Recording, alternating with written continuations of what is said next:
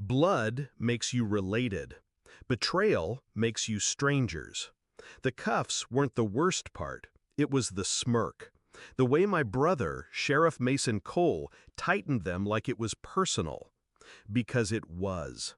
Domestic assault, he told his deputy, like he was reading a weather report. She's got bruises, says he snapped. Fake bruises, painted, posed for. He led me through the cell block himself, shut the door, locked it slow, then leaned in close enough for me to feel his breath.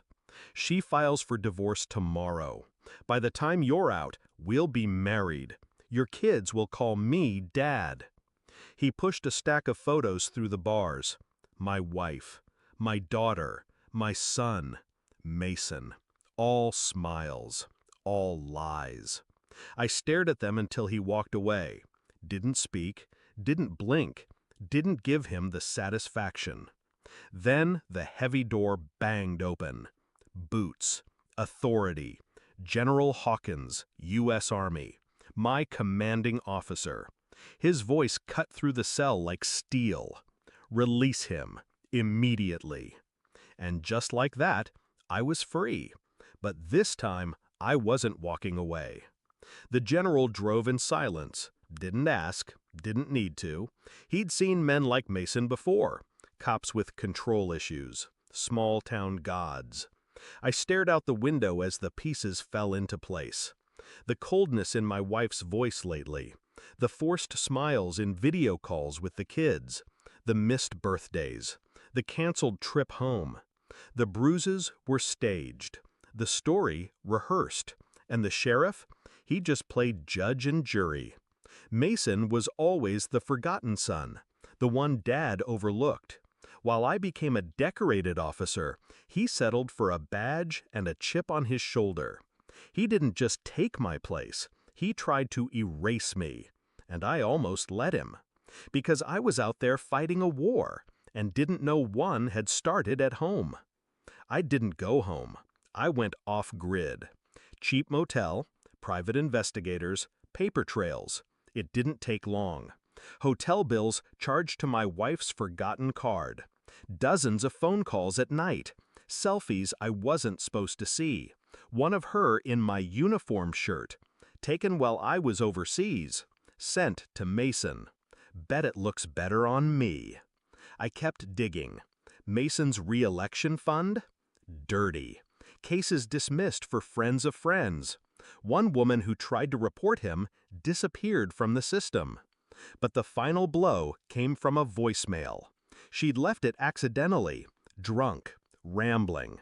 If he doesn't fight back, we win. Mason said we just need him out of the house long enough.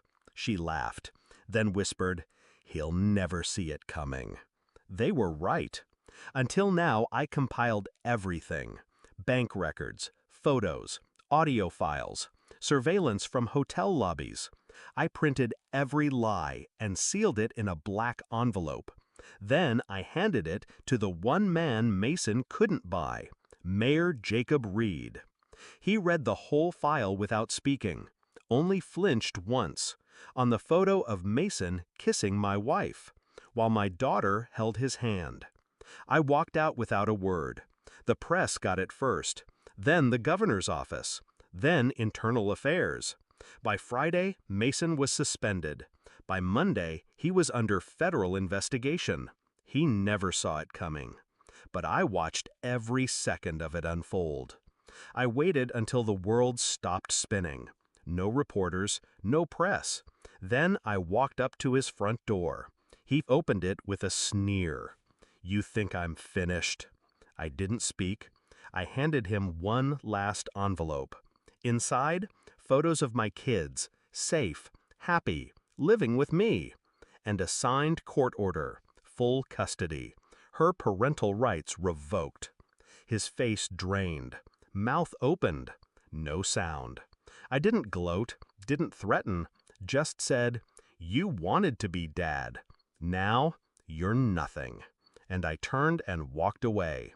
Calm, finished. We don't talk about him anymore. My kids ask sometimes, "Why doesn't Uncle Mason visit?" I just say, He used to live here, but not anymore. My daughter doesn't flinch when I hug her. My son laughs again. They sleep with the doors unlocked now. And so do I. As for their mother, she signed the papers. No fight, no goodbye. Maybe because deep down, she knows.